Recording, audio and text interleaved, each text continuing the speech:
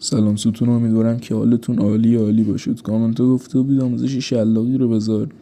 امروز اومدم با آموزش شلاقی که با هم بریم عشق کنیم و یادش بگیریم ببینیم چه جوریه. فقط قبل اینکه شروع کنیم یه لطفی کن، این ویدیو رو لایک کن، چنل رو ساب کن، زنگوله رو روی آل بذار که هر وقت ویدیو گذاشتم یوتیوب بهت خبر بده.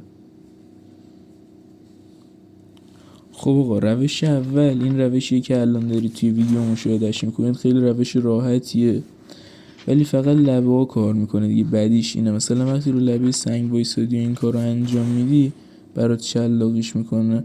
فقط باید تمام مراحل رو سریع و با دقت انجام بدی. خب گایس، این روش دوم همه جا جوابه ولی نیاز بدون اسنوبورد داره. مراحلش رو براتون نوشتم. این مراحل اگه درست و با حوصله انجام بدی، وقتی نایف میزنی و میفتی روی زمین اسکین داره راه میره، هر جا که خواستی باید بپری برات شلاقیش کنه. تو اکثر ویدیوها هم همین روش خودم استفاده کردم.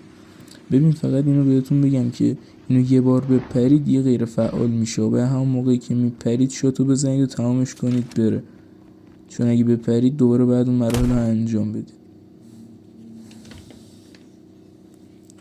خب گایز، روش سوم که رایج ترین روشای شلاقیه ولی واقعا نیاز به تمرین داره، چون کمی سخت انجام دادنش، که اینم مثل اون که دیگه مراحلشو براتون نوشتم. خب آقا، این بود از آموزش شلاقی. امیدوارم که به کارتون اومده باشه. هر آموزشی یا چالشی داشتید یا هر چی خواستید از منو تو کامنت ها بگید، اوکیش میکنم. خیلی دوستتون دارم. امیدوارم که از این ویدیو هم